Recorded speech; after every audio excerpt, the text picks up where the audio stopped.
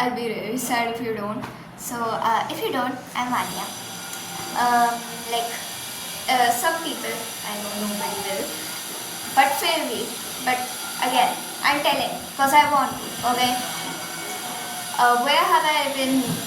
Like the last video I uploaded was so many weeks ago. I don't even remember. But it was my summer holidays. Then you ask why weren't you uploading that much? I was busy with all these holiday homeworks. Yeah, you heard me right. Busy with all the holiday homeworks. They gave me like 100,000, I don't know, 100 homework assignments. Like, can you just let me chill for once in my holidays? Anyway, let's not get into my personal life. So I know this isn't in a description that we'll be teaching social science, but I am. You can't do anything, okay? You don't want to see this video? Don't, okay? So chapter 1, let's start with it. This is geography, by the way, just so you know. So chapter 1, environment. So let's start the most common question that we will read in this chapter. What is environment? There's also a blue box at the side of the page. I've also marked with my pen. Like, oh come on, focus. Focus. Okay, so let me just dictate, okay? Environment is a basic life support system. It provides the air we breathe, the water we drink, and the food we eat, and the land where we live. So basically, environment is our life support. The food we eat, the water we drink, the land we live in, even the air we breathe. The air we breathe is also a part of the environment. So let's get right into the chapter. The chapter contains a story first. Let's read it. After the long vacation, when Ravi started going to school again, he noticed that the only playground next to his school was dug up. People said that the huge building with many flats will be constructed there. Ravi was almost in tears when he realized that the big playground with its soft grass, marigolds and butterflies is gone forever. He shared his feelings with his classmates in the assembly. The principal too sadly observed. See how environment is changing? In the class, Ravi asked his teacher, "What is environment?" "Whatever you see in your surroundings," said the teacher. Ravi thought aloud. That means the school building, tables, chairs, and the classrooms, even that open fields, and the road, the garbage, even my friends are all part of the environment. Yes, said the teacher, but wait. Some objects are created by nature. For example, mountains, rivers, trees, and animals. Others are made by people. For example, road, cars, clothes, and books. Now, work in pair, make a list with your classmates sitting next to you of the creations of your nature by the human beings. Okay, so you can also do this activity, but with yourself, because if you don't have it the summer holidays and you're going to school, you can do it with the classmates. But if you're having school holidays, kind of obviously, so you can just make it on your own, not the help with your classmates. But yeah, Ravi, Parmajit and Jesse, Mustafa, Ashwa were all excited about making the list. Why is our environment changing? Asked Iqbal. It's because all of our needs. They're growing day by day. We are therefore modifying at times, even destroying our natural surroundings, the teacher replied. So, this is table which is saying the components of environment, okay? So, there are 3, natural, human-made and human. Now, let me tell you the examples. Natural, air, water, land, and the living things, biosphere basically. The lithosphere, hydrosphere, atmosphere and biosphere. These 4 come in natural components of the environment. Human-made, buildings, parks, bridges, roads, monuments and industries. All those buildings, parks, monuments you see are all part of the human-made component of environment. Okay. Now we come to the third component, human. Human, us, individual, families, religion, community, educational, economic and political situations. So individual basically means us, our family, the community, the religions, basically mostly everything. Education, economics, the political situation, everything comes under human. From the above conversation, the story that we read, you can understand that the place, people, things and nature surrounded by any living organism is called environment.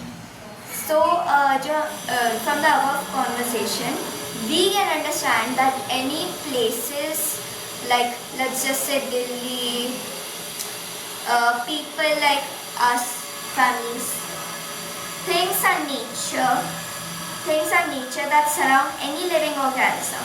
So things and natures, like right now mine is table, chair, so these are all parts of the environment. Okay, it is a combination of natural and human made phenomena. It is like a combination of the natural and human made. So let's, for example, natural we can say air, the most common, and buildings. So they're both a combination of, so basically the whole building, the house that you're living in, the flat that you're living is basically also called an environment. It also comes under environment. While the natural environment refers to both biotic and abiotic conditions exist in our earth. Now what is biotic and abiotic, you may ask? Biotic basically means all the living things like plants, animals, us. And abiotic is all the non-living things like land, air, water. Human environment reveals the activities, creations and interactions among human beings. So yeah, you can basically understand it by the line. Yeah. Natural environment. Land, water, air, plants and animals comprise the natural environment. You are familiar with the meaning of lithosphere, hydrosphere, atmosphere and biosphere from your previous classes. Let us learn more facts about these domains. So let me give you a quick reminder. Lithosphere means land, hydrosphere means water, atmosphere means air, plants and animals means biosphere. Okay. So let's learn more about these domains. The 4 domains I told you about. Lithosphere is the solid crust or the top layer of the earth. It is made up of rocks and minerals covered by a thin layer of soil. It has an irregular surface with various landforms such as mountains, plateaus, plains, valleys, etc. Landforms are found over the continents and also on the ocean floors. Lithosphere is a domain that provides us forests, grasslands for grazing, land for agriculture and human settlements. It is also a source of mineral wealth. So look, like in the next chapter, inside our earth, there's also a diagram. My book is not very clear, but as you can see, it says lithosphere right here. The whole country, the whole world, the top hard layer, the hard layer that we live on is called lithosphere. Okay, it contains various landforms like the mountains, many things basically, the mountains, plateaus, plains, even the valleys. Excuse me, I'm a little sick, I don't know. It is also an irregular surface. Okay, irregular means this is when there are a lot of potholes in the road, you say that the road is irregular. meaning that it is not in a straightforward. It is like, you know, you know. Okay, I know I'm not the best, but at least I try. So like lithosphere is the domain that provides a forest, grasslands for grazing, land for agriculture, and human settlements. So this lithosphere, this domain, also provides us the forest, the landforms, the grasslands, etc., the land for agriculture and human settlements. It is also a source of mineral wealth, not the minerals that we like have a deficiency of. People say I have a mineral deficiency. Not that minerals, okay? Minerals like gold, coal, copper, etc., you know. So like this also, this diagram, you can see that there is lithosphere. Basically all the roads, the land, and this too, the agriculture would also come in lithosphere. Okay. The domain of water is referred to as hydrosphere. It comprises the various sources of water and different types of water bodies like lakes, seas, oceans, etc.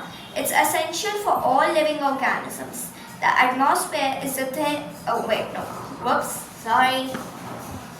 So the domain of water is referred to as hydrosphere. It comprises of various sources of water. So basically it contains various water bodies like rivers, oceans, ponds, seas, etc. It is essential for all living organisms. We all know the saying that we can't live without water, and it's true because it's essential for all living beings. We are made up of 70% of water. The atmosphere is the thin layer of air that surrounds the earth. The gravitational force of the earth holds the atmosphere around it. It protects us. It protects us from the harmful rays and the scorching heat of the sun. It contains a number of gases, dust and water vapor. The changes in the atmosphere produce changes in the weather and climate. So the atmosphere is a thin layer of earth. Air, what the hell? Why am I so stuttery today? I don't know. I'm sorry. So like the atmosphere is the thin layer of air that surrounds our earth. Okay. In the diagram you can also see the plane flying in the sky. That is called atmosphere. Okay. The gravitational force of the earth holds the atmosphere around it. So the gravitational force of the earth basically holds the atmosphere around it. It protects us from the harmful rays.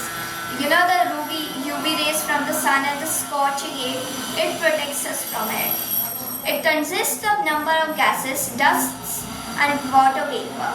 A number of gases, basically nitrogen, oxygen, carbon dioxide and a few others. Dust and water vapor. It also consists.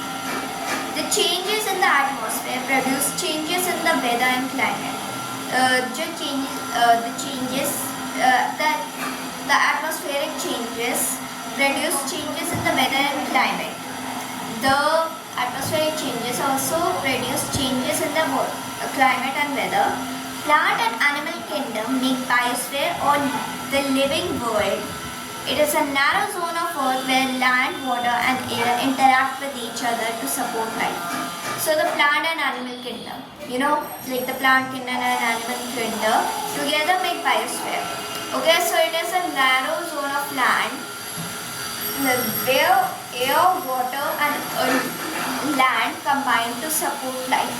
So you can see like there is a narrow zone, the circle marked as biosphere. So look, the sea from hydrosphere, the sky from atmosphere and the land from lithosphere. Okay. Let's move on to the next topic. What is ecosystem? At an NCC camp, that Ravi's class was attending. Jessie exclaimed, "What a heavy downpour! Reminds me of my home in Kerala. You should come and see how it pours and pours and pours over the lush green fields and the coconut plantations." Here from Jaisalmer exclaimed, "We get no rains. We can only see kicker and sand as far as the eyes can see, but you also find camels," said Ravi. Hira says, "No, not just camels. If you visit our deserts, you'll see snakes, lizards, and many insects too."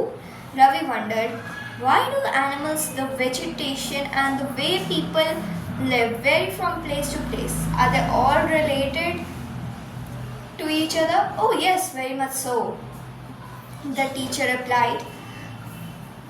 "All the plants and animals depend on their immediate surroundings. Often they are interdependent on each other. This relation between the living organisms as well as the relation between the organisms and their surroundings form an ecosystem. All the plants and the human beings, they depend on their surroundings. Okay, they often are interdependent. You know what interdependent is? They basically are dependent on each other. This relation between the living organisms as well as the relation between the organisms that surroundings form an ecosystem. Okay, so the relation between the living organisms and the human beings, as well as the relation between the organisms and the surroundings, they form an ecosystem. Okay, so that's it for today, guys. Bye.